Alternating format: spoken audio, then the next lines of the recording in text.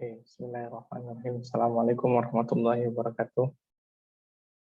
Ini kita mulai membahas mengenai perencanaan hidup. Ini biasanya saya suka menggambar-gambar dengan satu ilustrasi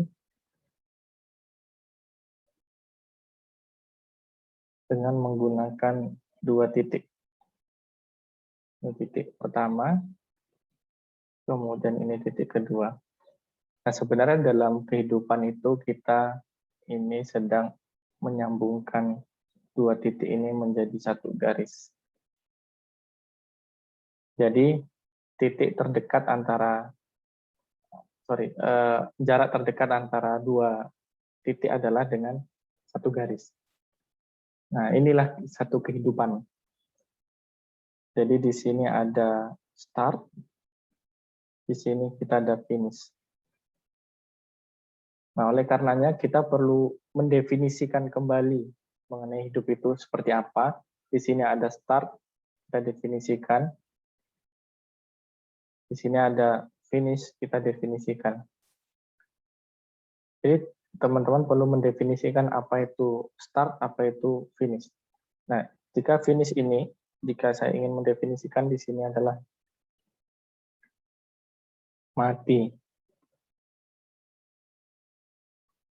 Di sini hidup. Mulai hidup atau lahir. Jika dalam satu siklus kehidupan ini, kita ada di bagian hidup dan mati. Kapan kita mulai hidup? Saat kita baru lahir. Jadi di sini anggap saja ini gambar bayi baru lahir. Di sini kita mati, masuk kuburan. Nah, ini. Jadi apa saja yang mau kita isi dalam kehidupan ini sepanjang rentang ini, apa saja yang ingin kita isi dalam hidup. Ini kita perlu melibatkan seni untuk mengisi kehidupan. Apa saja yang ingin kita isi dalam kehidupan ini. Jadi ini sangat penting. Oleh karenanya kita perlu untuk membagi beberapa fase dalam kehidupan ini. Nah, kurang lebih seperti ini.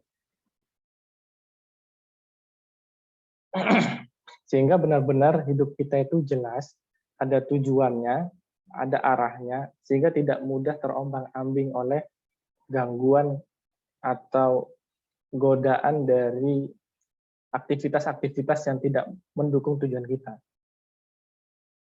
Nah, di sini kalau misalnya boleh meminjam istilah dari Pak Subiakto, di sini ada istilah tumpeng kehidupan. Nah, nanti di sesi-sesi selanjutnya kita bisa atau perlu membahas mengenai tumpeng kehidupan itu.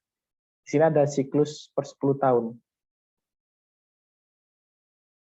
10 tahun pertama, 10 tahun kedua, 10 tahun ketiga, 10 tahun keempat, 10 tahun kelima.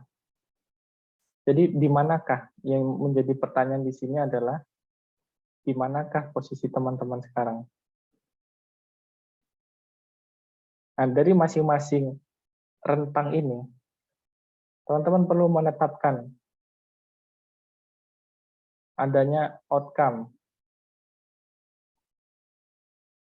Di sini ada outcome 2. Ada outcome 4. Ada outcome 5. Dan seterusnya. Nah, nanti bagian-bagian inilah yang akan kita lebih perdalam lagi, kita eksplor lagi lebih dalam, kemudian kita tetapkan tujuannya, kita bangun sebuah komitmen, dan kemudian kita eksekusi. Jadi seperti ini kurang lebihnya mengenai kehidupan. Ini yang nanti kita akan potong menjadi beberapa bagian. Nah, slice kita potong.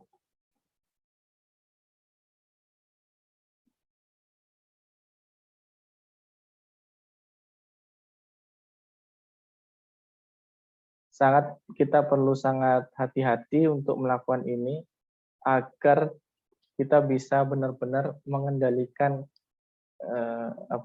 kehidupan sehari-hari atau aktivitas sehari-hari yang akan kita lakukan. Ingat di sini kuncinya adalah disiplin diri, disiplin eksekusi, benar-benar membangun komitmen dari dalam diri. Ini bukan mengenai saya, tapi ini mengenai Anda. Ini mengenai Anda, mengenai janji Anda terhadap diri Anda sendiri. Ini mengenai, kalau ini boleh saya kasih judul, ini namanya Life Plan. Oke, Life Plan Development.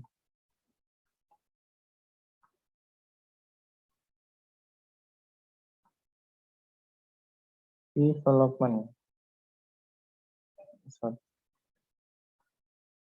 Life Plan Development.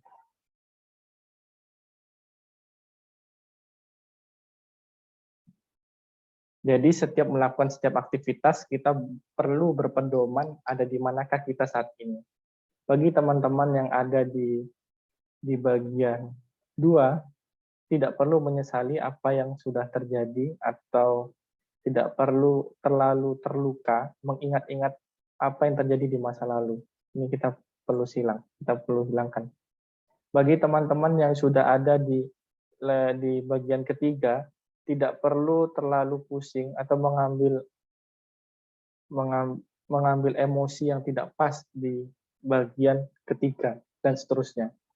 Masa lalu adalah masa lalu, masa depan masih misteri, dan saat ini adalah full milik kita. Oleh karenanya kita perlu bersyukur untuk masa lalu, kita perlu optimis untuk masa depan, dan kita perlu berdoa untuk saat ini.